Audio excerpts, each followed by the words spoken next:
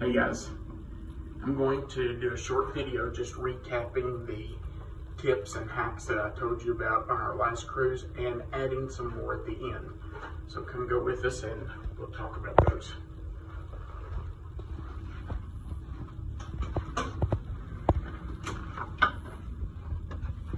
So one of the first things I told you was to memorize your cabin number. You have to know what your cabin number is or you're never going to find your way back at the end of the day. So make sure before you even get on board, you know what your cabin number is. The second thing I told you was to get to know your cabin steward. It's very important that you get to know that person because they can make your life much easier. They're often away from home, away from family and friends, and they need some personal interaction too. So get to know your cabin steward. They'll appreciate it and your life will be easier when you're on board. The third thing we talked about was organizing your cabin as soon as you can get into your cabin when you board the ship. Make sure you put your clothes in your closet, organize your bathroom, those types of things. It'll just make your whole day easier on that very first day if all your stuff's put away. Just make sure everything's cleaned up. Try to keep things off the floor. It's very hard for cabin stewards to clean the cabins every day if stuff's all over the floor. And we have seen some cabins on ships that are just horribly messy. So if you organize your cabin on the very first day, it just makes it easier for you and them. Another thing that I told you on the first video was to ask for extra hangers. There's never enough hangers in the closet when you get here. So just tell your cabin steward you need extra hangers. When we got on board, our cabin steward, whose name is Ray, came by our cabin, introduced himself, and we told him we needed some extra hangers, and he said, how many do you need? 6, 8, 10? And we told him we'd like to have at least 10, and I think he brought us about 10 or 12. So they're happy to do that. Just let them know that you need extra hangers. Also, another thing we talked about was that a hair dryer is available in your cabin. It's always in the top drawer right in front of the mirror. Melissa says it's not a great hair dryer. Of course, it's not going to be like the one you have at home, but it is a hair dryer and you don't have to drag that with you. Another thing we talked about on that first video was to have a door stop.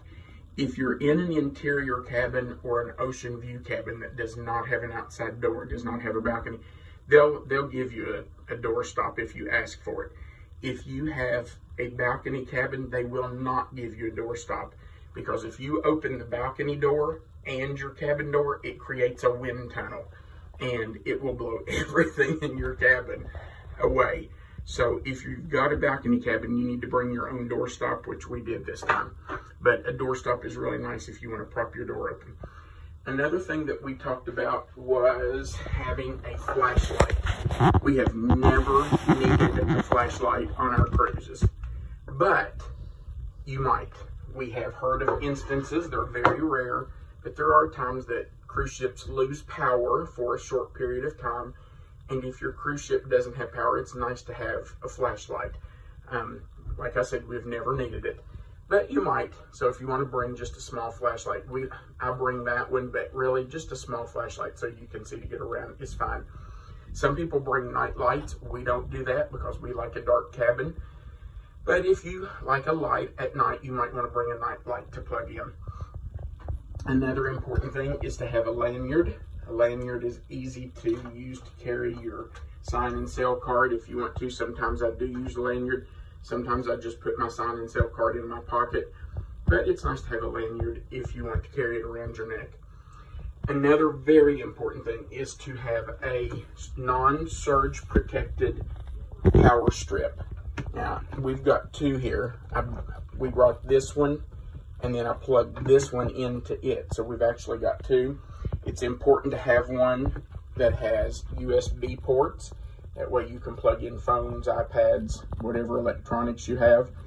So both of these have USB ports on them. This one's on the side. This one's right here on the top. But they must be non-surge protected. If they are surge protected power strips, they will be confiscated when you get onto the ship. They'll take them out of your luggage or they'll make you take them out of your carry-on. So make sure if you bring one, they are non-surge protected. Another thing that we talked about in the first one is that the refrigerator is in a cabinet, and it will not cool correctly if the door is completely shut. So we always use some kind of a clip. I have even used a coat hanger that has clips on the bottom, like pants clips, to clip onto the door to keep it propped open some. But if you'll leave it propped open just a little bit, it will cool much better. And the last thing we talked about on that first video was having magnets to use in your cabin. And I'm just going to tell you, Melissa and I have found that magnets are invaluable in a cabin. You can see here that we have these magnet hooks that we use for just about everything. These are really good. They actually will hold 35 pounds on a vertical surface and 100 pounds on a horizontal surface. And you can use them for everything. We have our mask on that one. We have lanyards on this one. Melissa's got her beach bag, her backpack, her purse, just all kinds of things you can see over here. I've got my cap on one. She has her snorkel gear hanging up. I've got my backpack. It just keeps things up off your floor. We've hung our belts, all kinds of things. It just keeps your cabin a little neater, gives you extra storage, because if we didn't have these magnets, all this stuff would have to go in drawers or our closets. So magnets are very important. Every wall in your cabin is magnetic. So no matter where you put it, it's going to stick, except for the wooden cabinets, like the closets and things. But every wall in the cabin is magnetic. All right, that covers everything we did in our first video. Let's go on to the new tips that I want to give you. There are 4 things I want to tell you about that are kind of important. I'm going to go around you, Melissa. Normally, on new ships, when you walk in the door, there will be a light switch just like this one. But the new cabins have a card reader, and it's got a place where you can stick like a credit card. What they want you to do is put your cabin card, your sign and sell card in there. The lights will not come on unless there's a card in there. But we have found that we don't have to use our sign and sell card.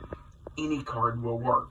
So on the cabins, now this one doesn't have one, but on the cabins that need a card, we just ask our cabin steward for an extra business card, and we just stick his or her business card in that card reader, and it will keep your lights turned on or off, whatever you want to do, and you don't have to remove it.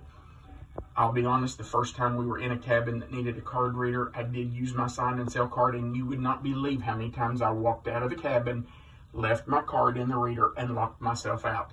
So I don't do that anymore.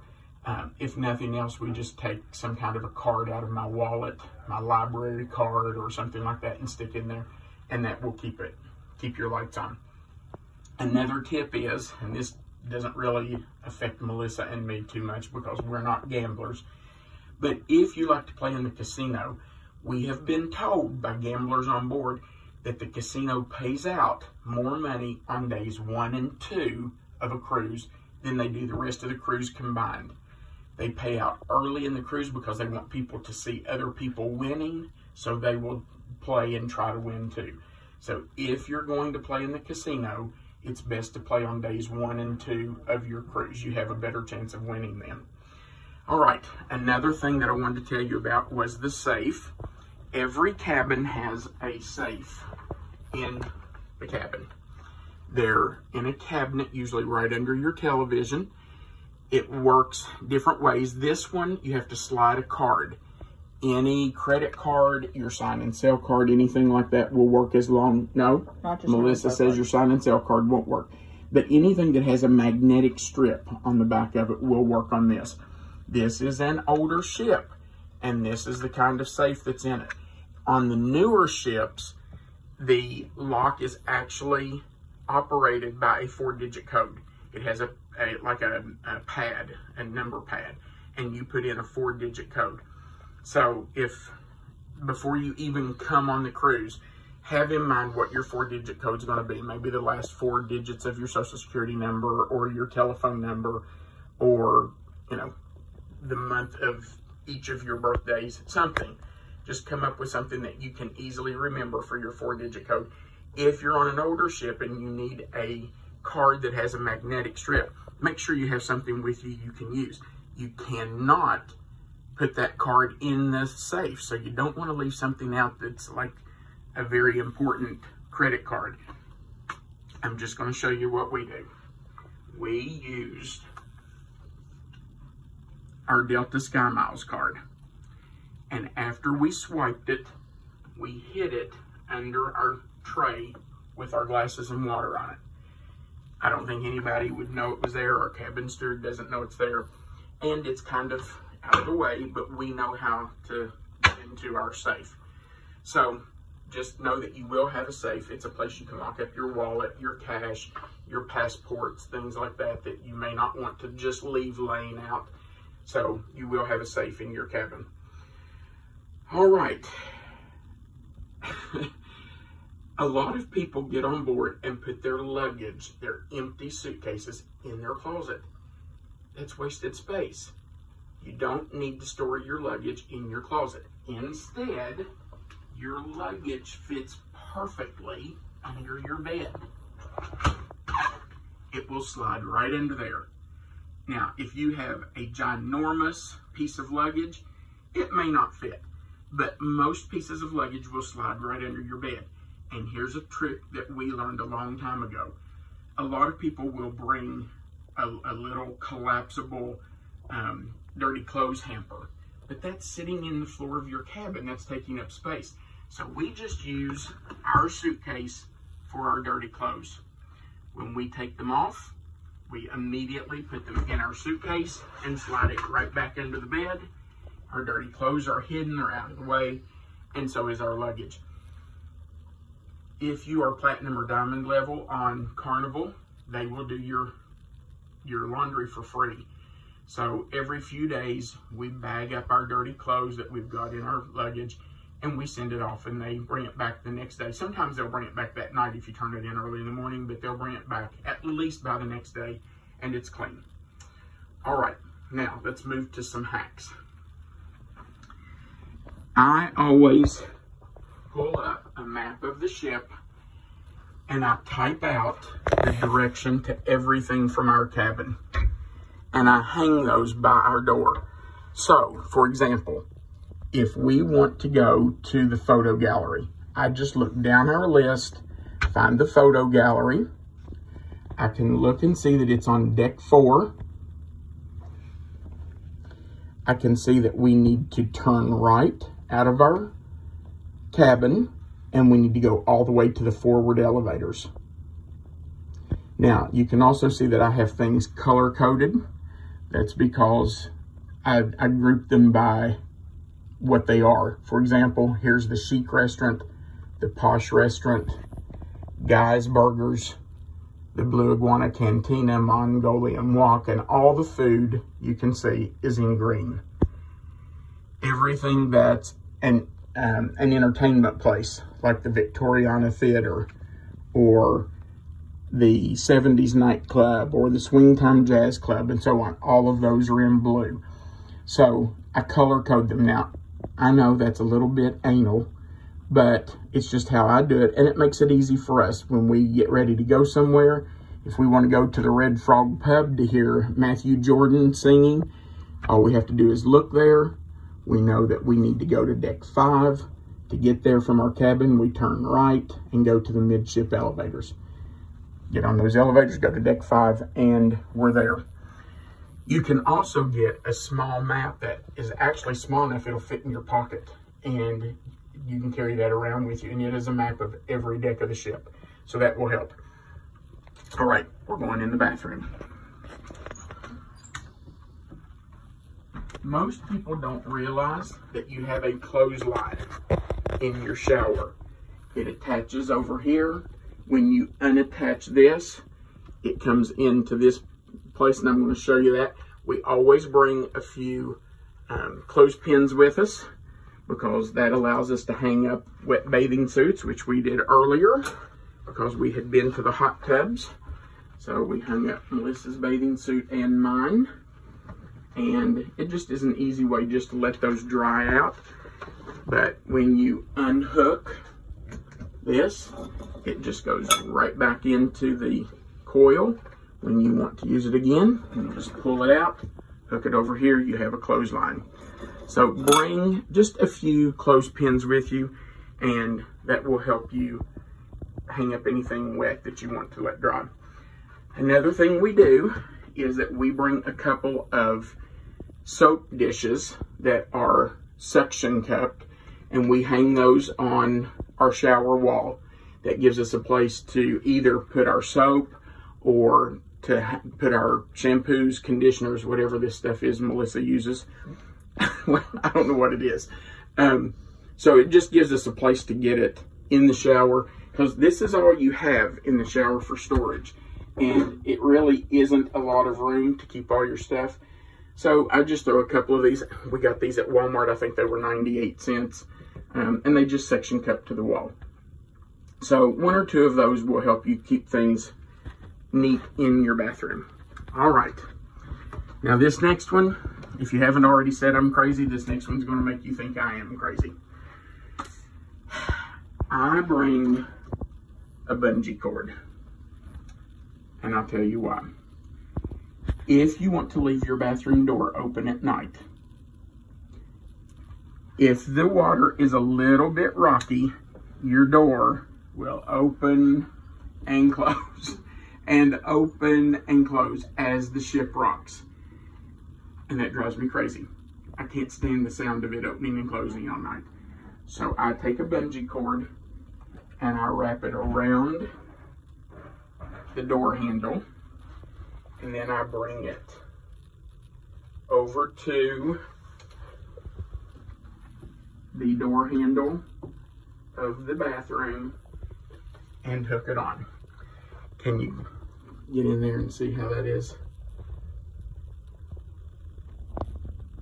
You can see that it's hooked to both door handles, and it will not let this door move. It is pretty secure. It's not going to go anywhere. So, you know, a bungee cord does not take up much room in your luggage, but it sure does help keep it from making noise all night long. I know, I'm crazy, but it does help. It works. All right, two more things. One is that we bring, I call them towel straps, to go around our towels when we go up on deck to lay out. Some people bring towel clips. The problem is that the pads on the loungers up on deck are very thick. And sometimes it's hard to get a towel clip to hold that towel to the pad. These bands, however, will stretch and go around any size. So I found these online a few years ago, and we love these things. They're called the Towel Bandit, and the website, I believe, is thetowelbandit.com. They are really good. We have used these for years. We use them anytime we go to the beach. We use them on cruises. And if I can think of it, because we're going up on deck to get in the hot tub in a few minutes, if I can think of it, we will post a picture of, yes, we are going up on deck to get in the hot tub. I know we're going to walk first, but we are getting in the hot tub. Melissa's behind the camera saying, we're going to walk. I know we're going to walk 3 miles on the track. But these work really well to hold your towels. So you may want to get some Towel Bandits. One more thing, and we don't do this, but we have friends who travel with us that do. If you need a fan to sleep at night, or you just want air moving in your cabin, especially if you're in an interior cabin, you may want to ask your cabin steward to bring you a fan. They do have fans on board that they will loan to passengers. The problem is there's only a few of those. So as soon as you get on board, tell your cabin steward that you need a fan, and they will bring you one. They're not very big, they're just small fans. But if you're a person who needs a fan on at night to sleep, they will try to give you one if you ask soon enough and get to them before other people do. And that's another reason to have a magnet. If you have a magnet, you can put that on your ceiling. You can hang the fan from that magnet. and it will hold it there. You can plug it in at your power strips, and that'll just help you if you need one. We don't sleep with a fan on at night, so we've never done that. But a lot of people do, and even people that we travel with do. So if you don't want to bring your own fan, just ask your cabin steward to get your fan the minute you get on board. All right, guys, I hope these have helped. If you cruise, maybe those tips and tricks will help you, at least some of them. And we're going to walk out on the balcony and let you see the view.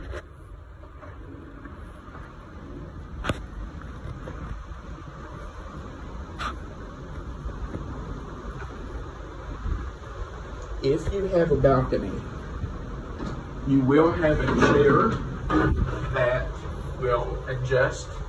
So if you want to, you can lay back the lounger. So if you want to lay out on your balcony, you can. It has different, of course, just like every other lounger, you can go up or down. But that's nice to have. You have a little table if you want to eat breakfast out on the deck. So it's nice to have a balcony. It's certainly not a necessity. We usually do not have a balcony. We usually get an interior cabin just because it's much cheaper. But they offered to upgrade us on this cruise, and we took it.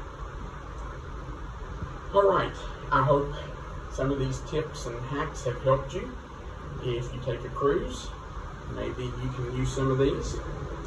And we would love for you to come travel with us sometime. See you guys.